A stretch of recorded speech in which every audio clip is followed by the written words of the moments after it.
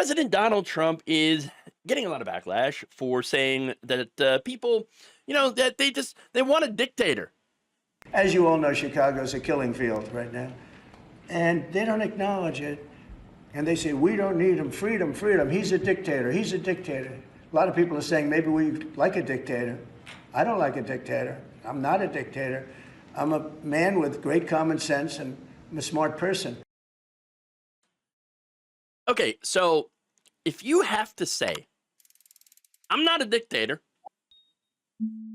then that usually means you're probably up to dictator stuff. I'm just saying. I'm saying it, okay? Because I mean, who says something like that? Well, maybe we like a dictator. No, we don't. No, we don't. Well, then again, okay, MAGA does, because they're all in favor of dictators like Donald Trump. And again, we saw. I remember seeing in Charlie Kirk's audience, right? The lady that's like, if we're gonna have a dictator, I want it to be Donald Trump. Oh my God! And again, for some reason, they like to Republicans love to bill themselves as the party of freedom. Now, I mean, it's pretty obvious that they're the party of bootlicking, okay? And that's it. That's it. But anyway, what do you mean dictator? What kind of dictator stuff has Donald Trump done?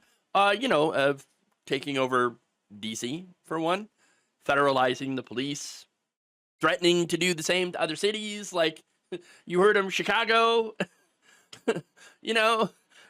And not only that, but this man just recently signed an executive order, several executive orders actually, which again is I remember when the right wing whenever President Obama at the time would sign an executive order, King Obama ruling from his throne, what a dictator, tree of liberty must be watered in the blood of tyrants.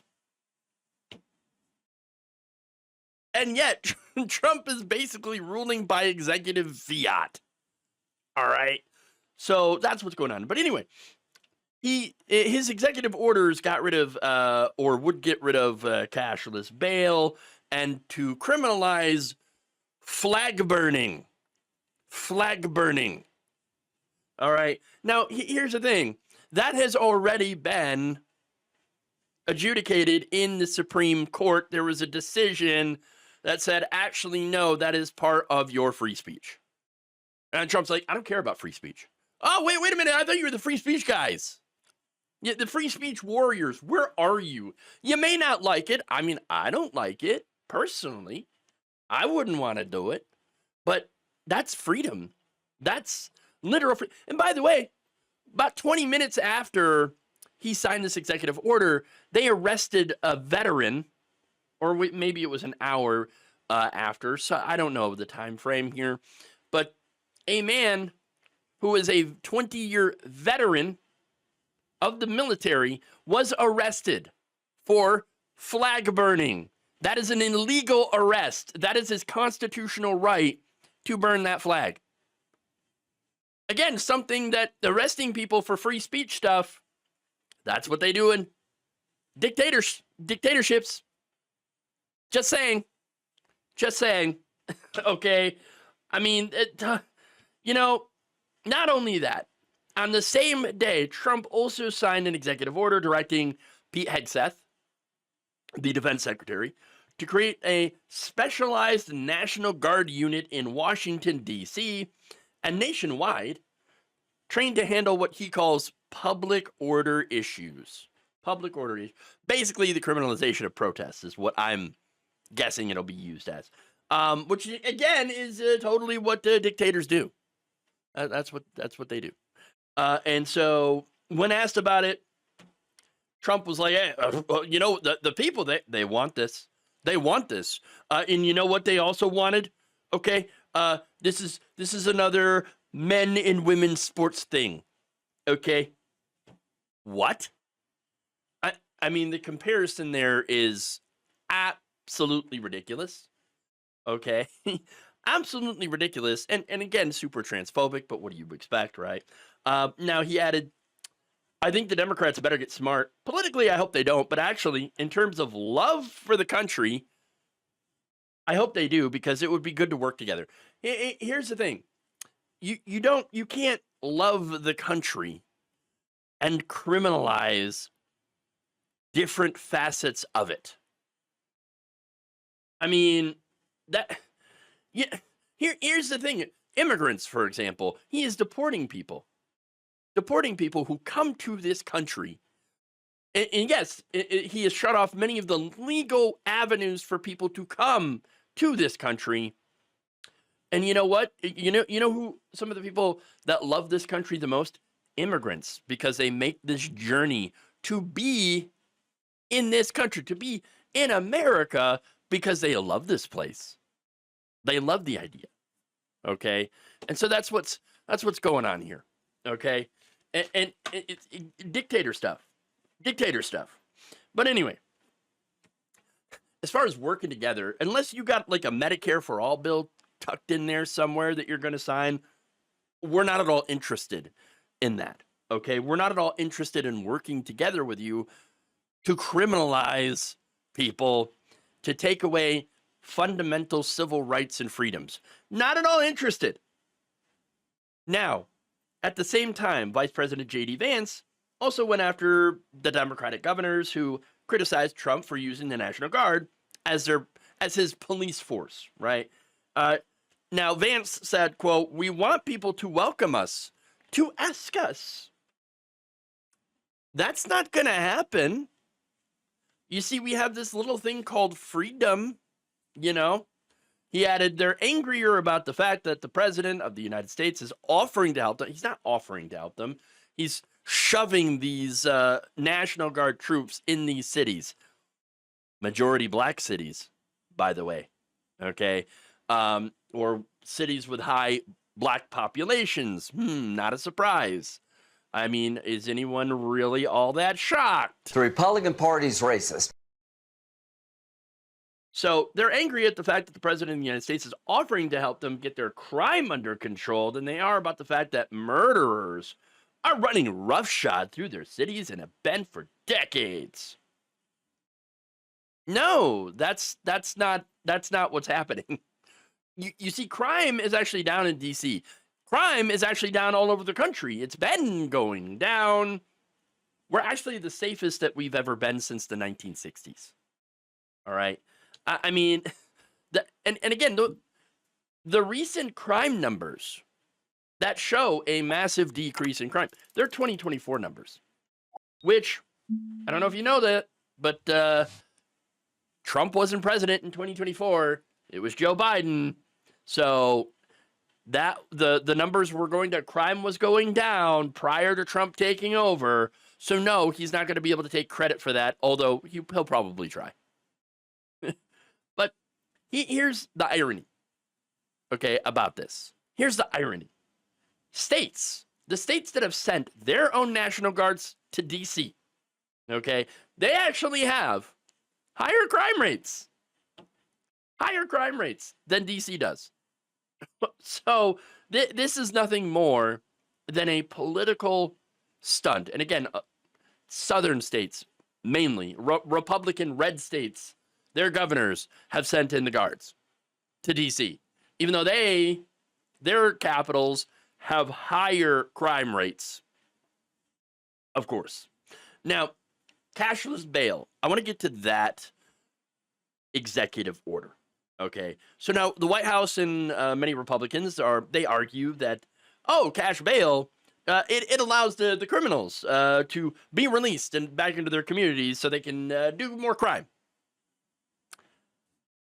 No, the reality here is that there's a number of states that require cashless bail to have exemptions for violent felonies and murder.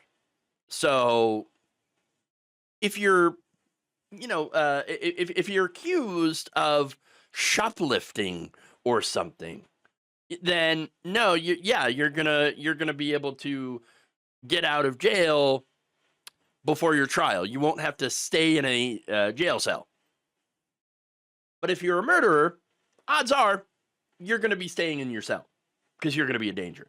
And by the way, there are states where it is possible for a murder suspect to be freed pending trial without cash bail.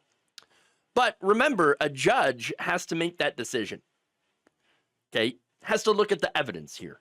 Okay, and so as a result, it's actually extremely rare that states will allow a murder suspect out of prison. I'm sure it does happen now and then, but it's pretty rare. And of those people, by the way, I could think of someone who maybe, was involved in a crime of passion and maybe shows some deep regret for what they did. And so, that person, yes, might end up being able to get out of jail pending their trial. All right? Because remember, it's not get out of jail free, okay? It is just you don't have to spend the time waiting for your trial in a jail cell, okay?